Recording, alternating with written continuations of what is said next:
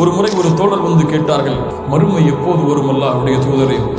அல்லாஹ்வுடைய தூதர் ஸல்லல்லாஹு அலைஹி வஸல்லம் தொழுகை முடிந்ததற்கு பிறகு கேட்டார்கள், மறுமை எப்போது வரும் என்று கேட்ட நபர் எங்கே? அப்போது அந்த தோழர் சொன்னார், அன யா ரசூலல்லாஹ், நான் தான் கேட்டேன். அல்லாஹ்வுடைய தூதர் அந்த சஹாபியை பார்த்து கேட்டார்கள், அதற்காக என்ன தயாரித்து வைத்திருக்கிறாய்? மறுமை எப்போது வரும் என்பது கேட்பதை விடு, அதற்காக என்ன தயாரிப்பை வைத்திருக்கிறாய்? அவர் சொன்னார், அல்லாஹ்வுடைய தூதரே, அதிகமான தொழுகைகளோ அதிகமான நோன்போ என்னிடத்திலே இல்லை.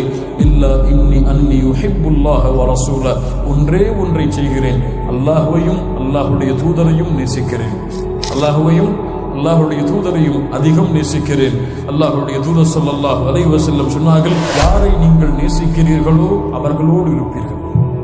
சஹாபை சொல்லுகிறார்கள், இஸ்லாமை ஏற்றதற்கு பிறகு முஸ்லிம்கள் சந்தோஷம் அடைந்த நாள் இந்த ஹதீஸ் அறிவிக்கப்பட்ட நாள்.